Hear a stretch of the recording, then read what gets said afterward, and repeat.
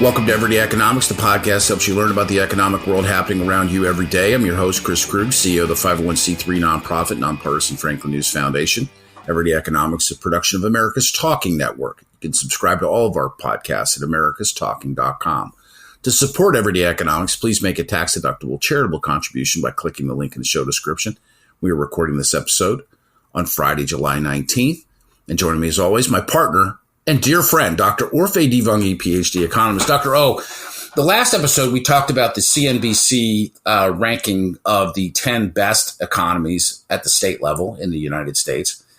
And I was effusive in my praise for list stories because they're fun to argue with, right? I thought that they did a pretty, I would say a predictable job, certainly with the top five, states that we talk about a lot: Florida, Tennessee, Texas, Arizona, and Nevada in terms of growth. All right, so their list of the bottom 10, the worst states. I'm going to talk about those next. There are some surprises in here, I think. Number one is not necessarily a surprise, and it's a pile-on state. Mississippi is rated as the worst state economy. However, Hawaii at number 2 is very interesting. New Hampshire at number 3 I find very interesting. Louisiana has had its struggles economically, but I'm surprised it's in the bottom 5. They come in at number 4. And Kansas at 5. So I don't know that we have to spend a whole lot of time kicking Mississippi around. Again, I feel bad for the conditions in Mississippi. I mean, they just don't seem to ever improve. Education's way behind, and it's the quality of life in Mississippi, I think, is lower than it could be. Hawaii, though, that's interesting to me. Hawaii has a GDP of like $87 billion, right? Not that many residents, relative to the other states. Hawaii has the second worst economy in the United States as a state per this listing. That's why I'm like, whoa, that's weird. And I think we talked about this maybe previously, but you have basically economies that don't build a ton of housing. People move for jobs and housing, according to the U.S. Census Bureau.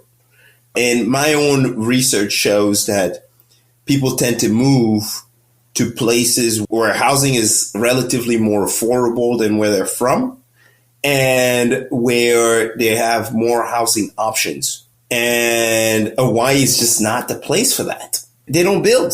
They just don't build enough housing.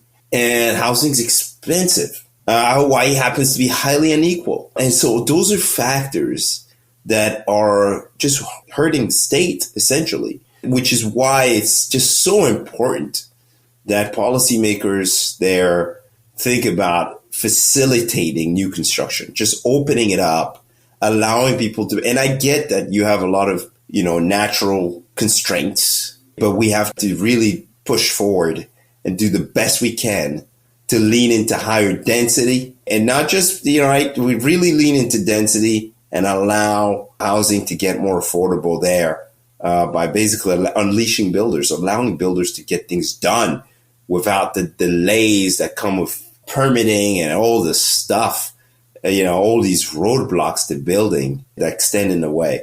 So yeah, Hawaii is interesting case, very high income, but not growing anymore. Right? And highly unequal.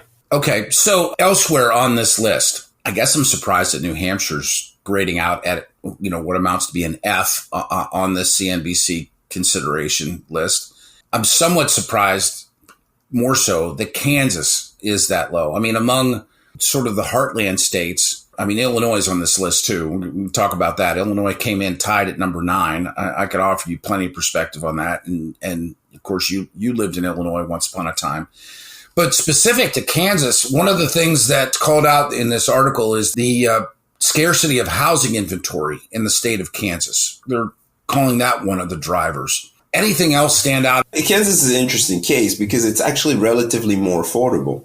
Oh, heck yeah. But it doesn't build. So you have an affordable place where people want to move. People want to move because it's relatively more affordable. But then all that pressure comes and there's no major response on the supply side. And so that's going to be, right, that's going to be problematic.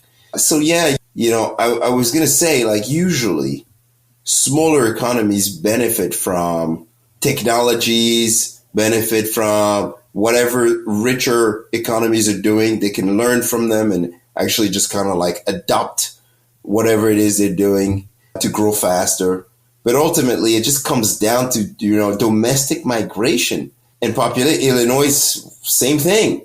Illinois had problems. The other states that are on this bottom 10 list, Kentucky at number 6, and then there's a 3-way tie for 9th between Rhode Island, Maine, and Illinois, and then Vermont rounds out the bottom 10. Vermont being 10, Illinois, Maine, and Rhode Island are tied for 9th, and then Kentucky, and that would be the top of the bottom. And CNBC talks about these states having a shrinking population, but also having massive debt issues, and basically facing these debt issues by raising taxes on people, right? So Illinois having a huge borrowing cost, badly funded pension system, basically the constant citizens there live under the constant pressure of rising tax burdens as a result. Illinois has improved its credit rating, but they had a lot of improvement to make, and they're still the worst credit rated state